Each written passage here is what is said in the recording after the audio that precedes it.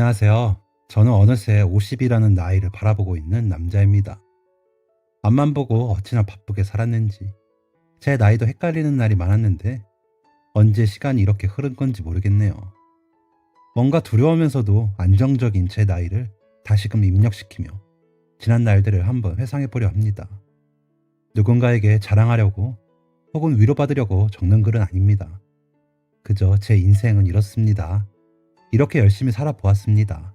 이 정도이니 함께 제 젊은 날을 즐겨주시면 감사하겠습니다. 제 입으로 이런 말을 하기엔 좀 부끄럽지만 저는 학교에서 인기가 많은 학생이었습니다.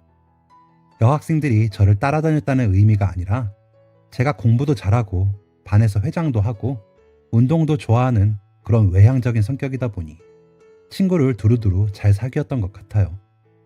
저는 서울에서 태어나고 쭉 서울에서 자라서 제가 다닌 고등학교는 학급 수도 많고 학생도 정말 많았습니다. 그 사이에서 저는 전교 1등을 했습니다. 그것도 학원 한 번 다니지 않고 말이죠. 친구들은 다 저에게 서울대를 갈 거라고 했고 선생님들도 제게 기대를 많이 했고 저 또한 서울대를 갈 수 있을 거라 믿었죠. 하지만 저희 부모님은 그런 저를 썩 좋아하지 않으셨습니다. 아니, 지금 생각해보면 세상의 모든 것을 못마땅하게 여기셨던 분들 같아요. 앞서 말한 것처럼 제가 학원 한 번 못 다닌 이유는 바로 가정 형편 때문이었습니다. 항상 욕심만 넘치셔서 인생의 한 방만을 누리던 아버지는 무리하게 벌린 사업을 쫄딱 망하시고는 일용직에 전전하시며 매일 불만이 많으셨습니다. 아직도 기억나는 게 아버지는 매일 밤마다 술과 함께 뉴스를 보시며 나라가 어쨌다느니 하면서 욕을 하셨죠. 어머니도 어떤 전문직에 종사하시는 분은 아니셨습니다. 그냥 면접을 보시고 써주는 곳이 있으면 다녔다가 안 맞으면 그만두었다가를 반복하던 분이셨죠. 그리고 제 밑으로 여동생이 하나 있었는데 예기치 못한 늦둥이라 저랑 10살이나 차이가 났습니다.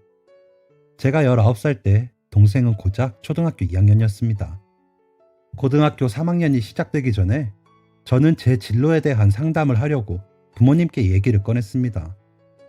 대학에 진학하고 싶다는 의사를 표했고 부모님도 이미 제가 전교 1등이라는 사실을 알고 계셨죠. 그런데 어머니의 입에서 나온 그 한마디가 저를 무너뜨렸습니다. 애초에 그런 분들께 어떤 기대를 한 제가 바보였던 거죠. 대학 꼭 가야겠니? 네? 대학 그거 나온다고 크게 달라지는 것도 아니고 그냥 졸업하고 바로 돈 버는 게 낫지 않겠니? 등록금도 만만치 않을 텐데. 어머니, 저 대학 가고 싶어요. 등록금 걱정 안 되시게 제가 열심히 공부해서 장학금 받고 다닐게요. 그게 문제가 아니라 그 기간 동안 돈을 더 벌 수 있는 걸 못 버는 거잖아. 그거 4년 공부 안 한다고 큰일 나는 것도 아니고. 그리고 네 동생도 생각해야지. 이제 초등학교 막 들어갔는데 동생 생각은 안 하니? 저는 이제껏 세상에 불평만 늘어놓는 아버지에 대한 혐오가 더 컸습니다.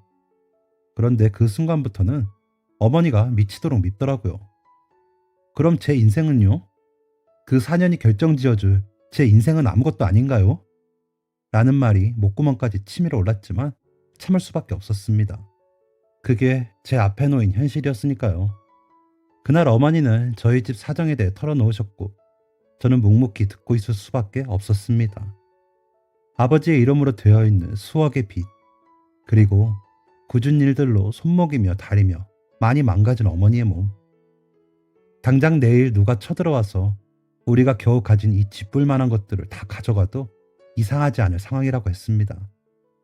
당장 누구 한 명이 거둔다면 그제야 숨이라도 쉴 수 있는 저희 집 환경에 순응해야 한다는 것을 알면서도 괜한 오기가 생기더라고요. 내가 대학에 있는 4년이 조금 힘들더라도 그 후에 이 모든 것을 다 해결할 수 있을 만큼 많은 돈을 벌면 되는 거 아닐까 하는 생각도 들고, 내가 지금 전교 1등인데 더 열심히 해서 장학금 받고 틈틈이 알바해서 보태면 되지 않을까 하는 19살만이 할 수 있는 자신감이 생기더라고요. 그래서 부모님 몰래 저는 대학교에 가는 것을 준비하게 되었습니다. 그리고 곧 저는 제 인생 최고의 여자를 만나게 되죠. 저는 고등학교 3학년 때도 반 회장을 하게 되었습니다. 그리고 우연히 옆반 회장인 지금 아내를 만나게 되었습니다. 그녀는 정말 천사 같았습니다. 무언가에 쫓기면서 사는 저와는 다르게 항상 여유가 있었고 친구들에게도 정말 친절했습니다. 왜 2년 동안 그녀의 존재를 몰랐을까? 제 자신이 바보같이 느껴질 정도였죠. 저는 아내와 친해지려고 애를 썼습니다. 임원 회의가 있을 때면 옆 반쪽을 서성거리다가 아내가 나오면 우연인 것처럼 같이 회의실까지 갔고 다른 친구를 만난다는 핑계로 옆반에 자주 찾아가게 되었습니다. 그리고 운명인 건지 아내와 저는 같은 학교를 희망하고 있었습니다. 그 덕분에 더 가까워질 수 있었던 것 같아요. 그리고 그해 여름 저는 희망하던 학교에 수시 합격을 하게 됩니다. 그리고 아내도 마찬가지로 저와 같은 학교에 합격을 하게 되었죠. 저는 바로 아내에게 고백했습니다. 태희야, 나랑 사귀자. 저는 두 눈을 질끈 감고 큰 소리로 외쳤습니다. 목 끝까지 단추를 잠근 파란색 셔츠가 답답해서인지 너무 떨려서인지 얼굴이 시뻘개지는 게 느껴졌습니다. 아내가 대답이 없길래 눈을 살짝 떠보자 그녀의 얼굴도 아주 빨갛게 달아올라 있었습니다. 그리고 그녀는 아주 예쁜 목소리로 그래 하면서 고개를 끄덕였습니다. 제 19년 인생 중 그날만큼 행복했던 순간이 없었습니다. 선망하던 대학교에 합격함과 동시에 똑똑하고 예쁜 첫사랑과의 연애가 시작되다니. 진흙탕이었던 제 인생에 꽃길이 펼쳐지는 줄 알았습니다. 평생 단 한순간도 네 곁에서 떨어지지 않을게. 언제나 너를 지켜주고 너에게 당당한 남자친구가 될게. 저는 아주 자신감 있게 아내에게 말했습니다. 그리고 그 약속이 무너지는 것은 한순간이었습니다. 저는 대학교에 합격한 사실을 부모님께 비밀로 했습니다. 제가 선생님께도 부모님께 알리지 말라고 신신당부를 했던 터라 부모님이 제 합격 소식을 알 턱이 없었습니다. 저는 20살이 되는 동시에 집에서 나갈 생각이었고 여러 대안을 생각하고 있었습니다. 그런데 저와 여자친구가 명문대에 합격했다는 이 경사를 학교에서는 소문을 내고 싶었나 봅니다. 학교 정문에 걸려진 현수막이 화근이 된 거죠. 언제나처럼 술에 취해 집에 들어오신 아버지가 제 방문을 벌컥 열었습니다. 너 뭐야 이 새끼야? 네? 아버지 왜 그러세요? 너 이 새끼, 네가 감히 대학을 가? 네가 우리 집 형편을 뻔히 알면서 네가 감히 그런 짓을 벌여? 너 나 연맥이려고 작정했지? 나 길러준 부모 덕은 생각 안 하고 혼자 살겠다는 거냐? 아버지는 제 멱살을 잡고 동네가 떠나가라 소리를 지르셨습니다. 큰 소리에 놀란 어머니가 와서 아버지를 말리다가 상황을 파악하고는 저에게 뭐라고 하시더라고요. 민철아, 그게 정말이니? 대학에 간다고? 너 도대체 왜 그러니? 엄마, 저도 생각이 있어요. 공부 열심히 해서 장학금 받으면서 다닐 거고 틈틈이 알바해서 생활비 보탤 거예요. 기숙사도 알아보고 있고. 너 정말 이기적이다. 엄마, 네 아빠랑 엄마 뼈 빠지게 일하는 거 안 보이니? 1시간이라도 덜 자고 조금이라도 덜 먹어서 생활에 보탬이 될 생각을 해야지. 뭐 대학? 우리 형편에 그게 맞는다고 생각해? 엄마랑 아빠 이렇게 고생하는데 넌 왜 하고 싶은 거 다 하려고 하니? 어머니가 저에게 쏘아붙이는 와중에 아버지는 제가 가게 될 학교에 전화해서 입학 취소를 요구하셨습니다. 다짜고짜 전화해서 막무가내로 화를 내시며 학교에 가지 않을 거라고 하시더라고요. 그 전화 한 통으로 제 앞에 잠시 펼쳐졌던 꽃길은 다시 진흙탕이 되었습니다. 정말 말문이 막혔습니다. 지금 생각해도 왜 그러셨는지 조금 더 이해가 되지 않고 이해하고 싶지도 않습니다. 어떻게 부모가 자식 앞길을 막을 수 있는지, 진짜 친부모가 맞긴 한 건지 별 쓸데없는 생각이 다 들면서 가슴속에 있던 아주 작은 희망조차도 가지고 있기 싫더라고요. 그날 이후 학교도 가지 않고 방에만 있었습니다.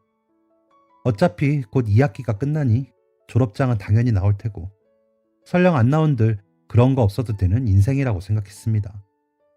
그렇게 일주일이 흐르고 집에 누군가 찾아왔습니다. 바로 아내였죠. 마침 부모님이 일 나가셨을 때라 저는 처음으로 저희 집에 누군가를 데려왔습니다. 낡고 허름하고 냄새나는 저희 집에 처음 온 친구가 여자친구라니 정말 최악이었죠. 아무렴 당시엔 그런 생각을 할 만큼 마음에 여유가 있지 않았습니다. 민철아, 너 무슨 일 있어? 나 대학 못 가. 보면 알겠지만 우리 집 진짜 가난해. 빚도 많고. 나라도 거들어야 하는 상황이야. 그런 거 알면서 객기 한번 부려본 거였는데 결국 이렇게 됐네. 너랑도 더 못 만날 것 같아. 이제 일도 해야 하고 데이트할 돈도 없고 곧 군대도 가야 하고 지금 생각해도 진짜 찌질했습니다. 그런 걸로 소중한 아내를 포기하려고 하다니. 제가 아내 눈도 못 쳐다보고 기운 없이 얘기하고 있으니까 아내가 제 얼굴을 확 잡아들었습니다. 야, 너 무슨 말을 그렇게 하냐? 네가 먼저 좋다고 사귀자고 했잖아. 단 한순간도 떨어지지 않는다며? 일하면서 시간 날 때마다 만나면 되는 거고 데이트 비용은 돈 있는 사람이 내면 되는 거고 군대야 뭐 까짓거 기다리면 되지. 너 한 번만 더 못 만난다느니 그런 말 하기만 해봐. 아주 죽는다. 어? 알겠어. 그리고 너 내일부터 학교 나와. 대학을 가든 못 가든 학생이 학교는 나가야지. 알겠어? 갈게. 아내는 제 대답을 듣고는 씩씩거리면서 돌아갔습니다. 아내가 제 눈을 똑바로 보고 쏘아붙이는데 순간 아내의 눈에 눈물이 고이는 모습을 봤습니다. 왜 그런 바보 같은 말을 했을까? 아내가 가자마자 후회가 되더라고요. 그래서 그때 다시 한번 다짐했습니다. 아내랑 같은 학교에 가지는 못했지만 그 학교에 있는 다른 애들보다 더 멋진 사람이 되자고요. 그래서 그 다음 날부터 다시 학교에 갔습니다. 그리고 바로 취업할 수 있는 방법이 있는지 찾아보았죠. 그리고 얼마 지나지 않아 또 한 번 저를 진흙 밑으로 빠지게 하는 일이 일어났습니다. 바로 아버지의 죽음이었죠. 원인은 심장마비였습니다. 여느 때처럼 친구분들과 술을 드시다가 언성이 높아졌고 평소 고혈압이 있으시던 아버지는 갑자기 혈압이 올라가서 심장마비가 오신 거죠. 아버지의 장례식장에서 정말 많이 울었습니다. 아버지에 대한 그리움, 아쉬움, 죄송함은 아니었습니다. 왜 나에게 이런 시련을 주고 가시는지에 대한 원망, 분노의 눈물이었죠. 저희 집엔 완전 비상이 걸렸습니다. 단돈 몇천 원이 아쉬운 그 상황에서 저는 빨리 일자리를 찾아야 했죠. 저는 아는 고등학교 선배가 다니는 인쇄소에서 일하게 되었습니다. 정말 아무런 지식이 없는 상태에서 일하려고 하니 보통 힘든 게 아니더라고요. 제 삶의 원동력은 바로 아내였습니다. 대학교에 간 아내는 모임이 있는 날에도 늦게까지 독서실에서 공부를 하는 날에도 항상 저를 만나러 왔습니다. 그럼 저는 매일 아내를 집에 데려다 주었죠.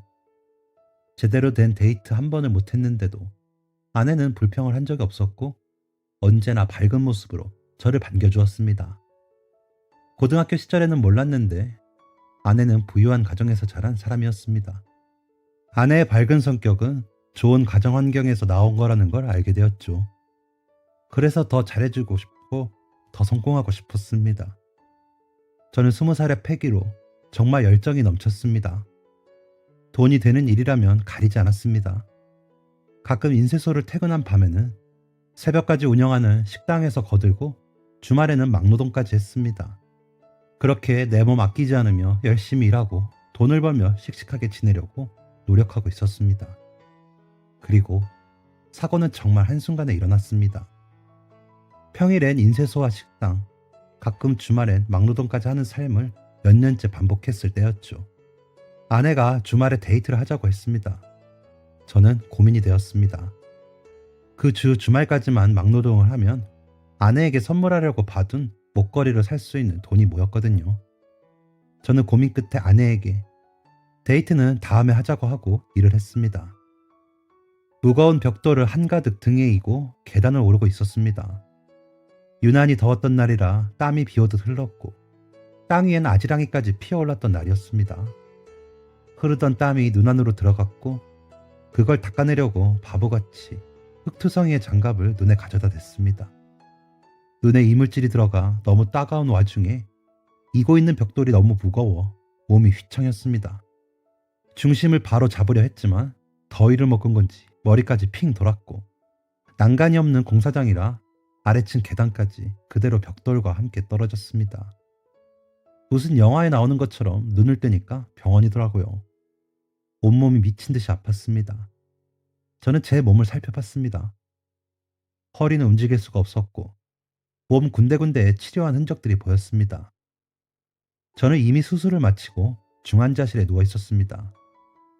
깨어있는 게 고통일 정도로 몸이 너무 아파서 간호사분께 빨리 진통제 좀 놔달라고 했던 게 생각납니다. 비몽사몽한 정신으로 얼마나 누워 있었는지 모릅니다.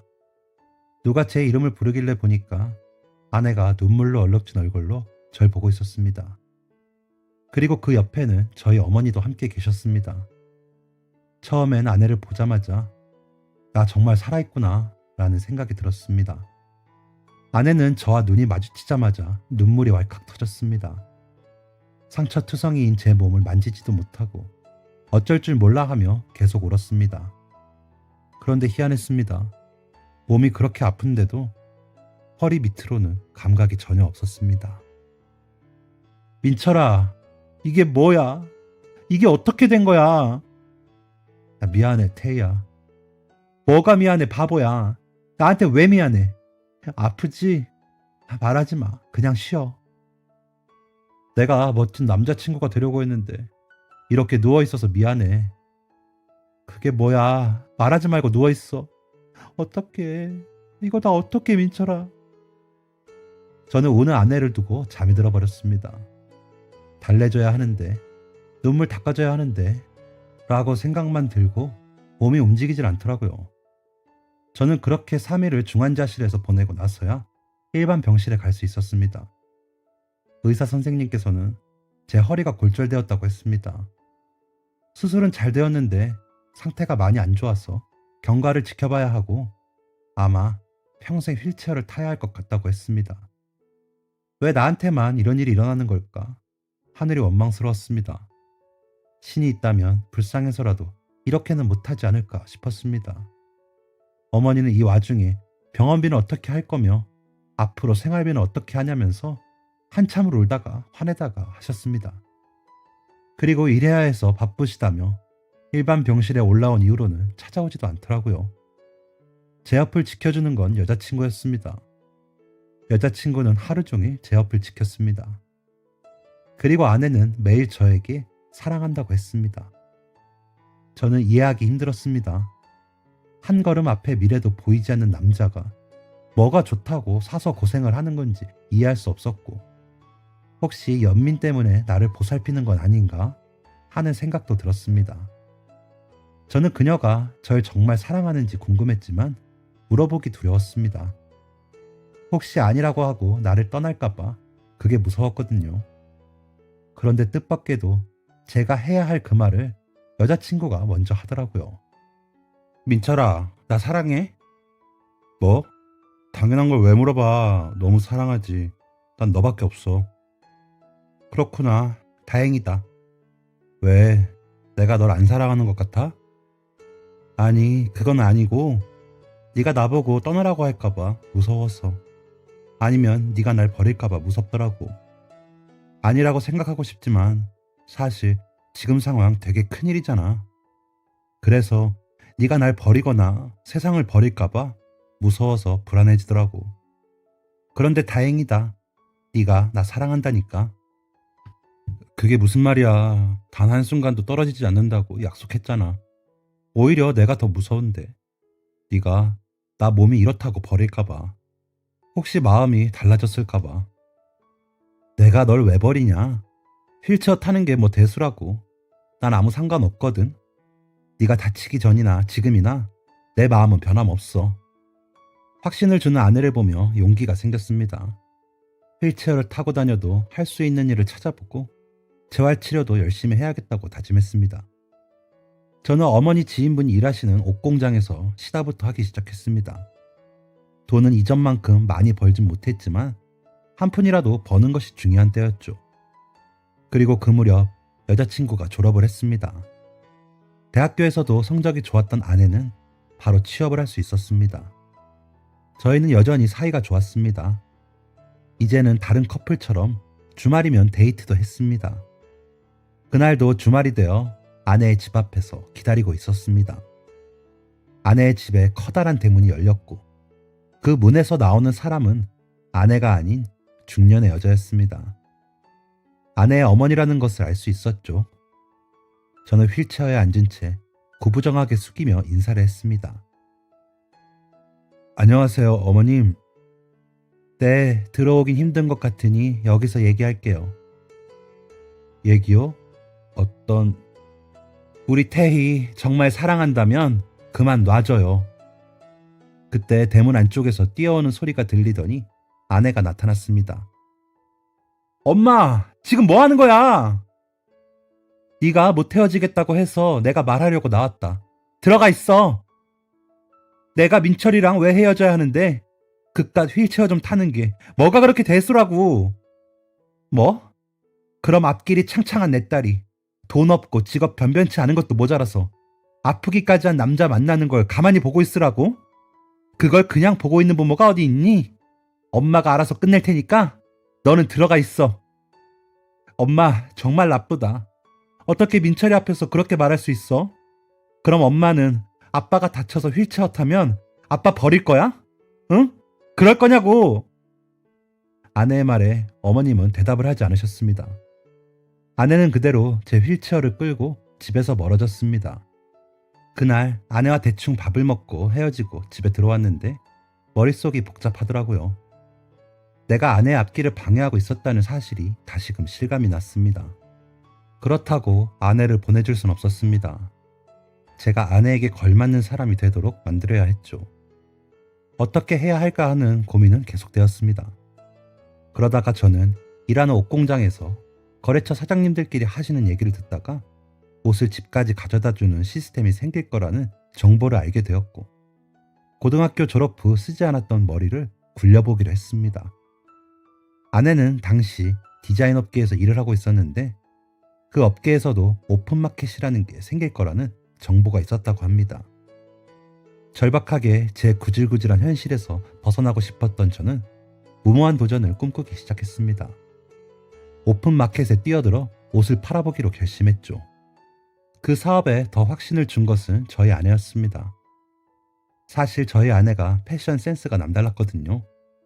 의상과는 거리가 먼 마케팅 쪽에서 일을 했던 사람이지만 회사가 디자인 계열이라서 그런지 옷을 보는 안목이 좋았고 마케팅에 대해서는 말할 것도 없이 빠삭했죠. 활발하고 성격도 싹싹했던 아내는 자처해서 저를 도우겠다며 휠체어를 탄 저를 대신해서 동대문 시장을 뛰어다녔죠. 그 모습에 더 힘을 얻은 저는 무작정 사업자부터 등록하고 아내가 가져온 옷들의 사진을 찍어서 오픈마켓에 판매를 하기 시작했습니다. 저희는 바깥 활동을 많이 하는 젊은 여성보다는 직장을 다니거나 육아를 전담하고 있는 30, 40대를 공략했습니다. 아무래도 당시에는 컴퓨터가 없는 집도 있었기 때문에 자녀가 있어서 컴퓨터가 있을 연령층을 공략한 거죠. 그렇기에 사회생활 초년생보다는 경제적인 여유가 있을 거라고 판단했습니다. 또한 저희 어머니만 봐도 원피스 한 벌 사시러 시장에 다녀오시면 아버지 팬티에 제 티셔츠에 동생 신발까지 사오시기 때문에 그 소비의 규모가 보다 덜 클 것이라고 생각했습니다. 그 판단은 아주 성공적이었습니다. 처음엔 이걸 누가 보는 게 맞을까 싶을 정도로 몇 달 동안 반응이 없다가 한두 번 주문이 들어오기 시작하더니 그때부터는 걷잡을 수 없이 폭발적인 인기가 있었습니다. 밤낮으로 택배를 싸도 택배는 줄질 않았고 온 집안에 온 먼지가 날렸지만 통장에 찍힌 돈을 볼 때마다 행복하기만 했습니다. 결국 아내까지 다니던 직장을 그만두고 저를 거들었습니다. 직장을 그만둔다고 했을 때 아내의 부모님께서 반대를 하셨지만 아내 말로는 예전만큼 심하게 반대하지 않으셨다고 합니다. 아무래도 아내가 어머님께 했던 말에 마음이 조금 흔들리실 것 같았습니다. 저희 집에서 컴퓨터 한 대, 카메라 하나 가지고 시작했던 일이었는데 옷이며 택배 상자가 집안을 가득 채워서 근처에 사무실까지 얻게 되었습니다. 일손이 부족해서 저희 어머니와 고등학생이었던 동생까지 제 일을 도와줄 지경이었습니다. 이렇게 잘 되어도 되나 싶을 정도로 어안이 벙벙하더라고요. 모든 환경이 더 잘 되라고 도와주는 것 같았습니다.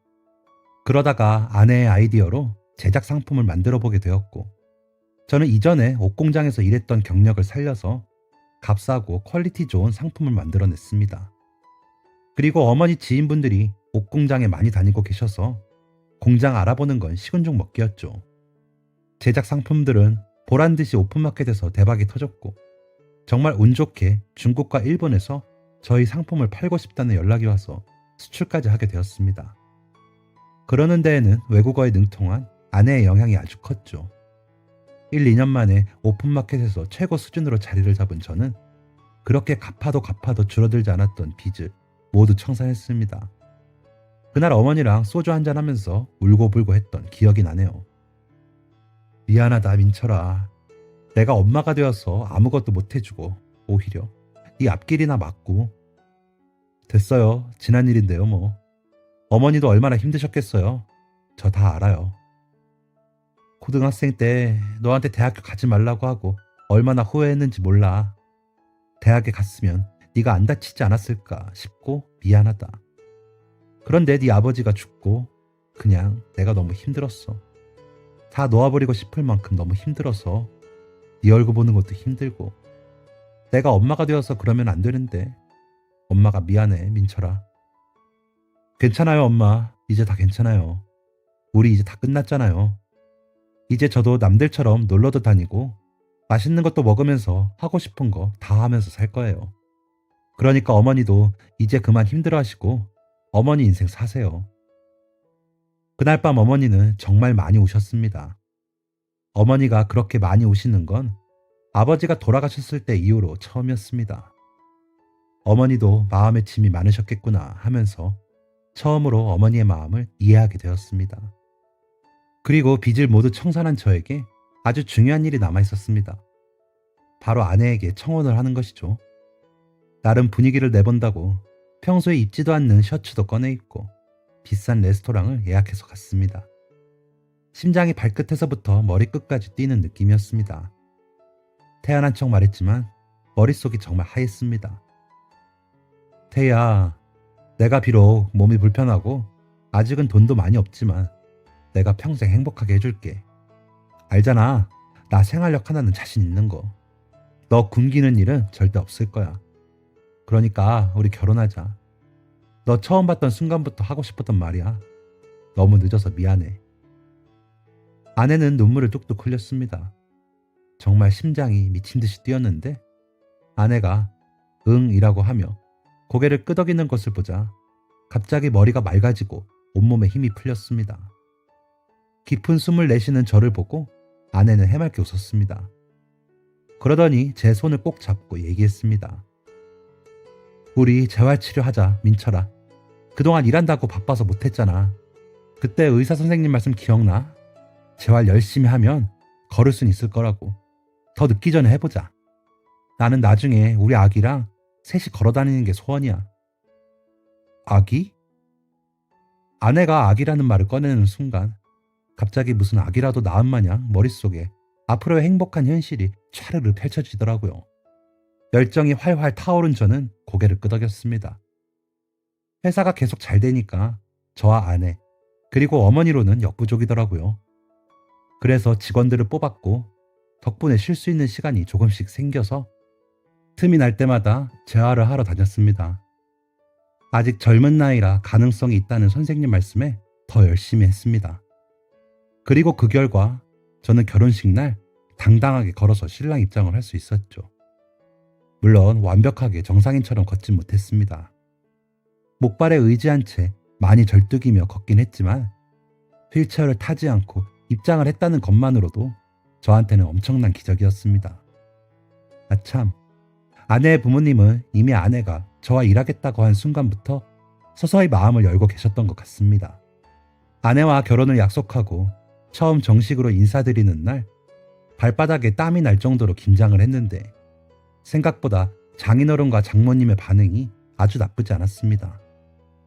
몸이 불편한 것보다 아내에게 짐이 될 가정 환경이 더 걱정이 되셨는데 그래도 제가 열심히 일하고 또 괜찮은 성과를 보이니 믿을 수 있다고 하셨습니다. 그리고 재활을 열심히 한다는 얘기를 듣고 생각보다 괜찮은 사람이구나 싶었다고도 하셨습니다. 그렇게 저는 장인어른 장모님의 축하까지 받으며 성공적으로 결혼을 할 수 있었습니다. 그 이후 저의 부부의 인생은 아주 순탄했습니다. 오픈마켓을 넘어 자사몰까지 만들게 되면서 수수료를 절감하며 더 많은 이익을 창출할 수 있었고, 사무실은 계속해서 확장 이전을 하게 되었습니다. 제작 상품들도 계속해서 수출하게 되어서 아내와 저는 평생 가보지 못했던 해외를 사업 때문에 가보기도 했습니다. 그리고 그로부터 몇 년이 흐르고 아내의 소원대로 저와 아내는 저희를 똑 닮은 아기와 셋이 손을 잡고 걸을 수도 있었죠. 그로부터 20년이 넘게 흐른 지금까지도 저희의 사업은 아주 순탄하게 흘러가고 있습니다. 저희는 의류를 넘어 다양한 사업으로 확장되면서 직원도 아주 많이 필요하게 되었습니다. 지금은 믿음직한 직원들에게 회사를 맡기고 저희는 그동안 열심히 달려온 길을 조금 천천히 가며 여행도 다니고 쉬고 있습니다. 솔직히 사고가 나고 한동안은 제가 인생에서 가장 불행한 놈인 줄 알았습니다. 이대로 세상이 끝나는 것 같았고 신이 저를 싫어하는 줄 알았습니다. 끝이 보이지 않는 빚을 볼 때마다 이렇게 빚만 갚다가 인생이 끝나겠다는 생각도 했습니다. 그런데 인생은 1막이 끝이 아니었습니다. 열심히 노력하면 새로운 2막이 있는 거고, 그 생활에 안주하면 1막으로 끝이 나더라고요. 그러니까 모두 힘내십시오. 예전엔 잘된 놈이 이런 말 하면 그냥 우습고 귀에 들어오지도 않았는데, 저는 밑바닥까지 갔다 온 인생이니까 믿어보세요. 무언가 찾으려고 노력하면 찾게 될 것이고, 이루고자 하면 이루어질 것입니다. 여러분이 꿈꾸던 인생의 2막이 화려하게 펼쳐지기를 바라며 이만 글 줄이겠습니다. 감사합니다. 지금까지 사연 들어주셔서 감사합니다. 사연이 재밌으셨다면 구독과 좋아요를 눌러주세요. 감사합니다. 안녕히 계세요.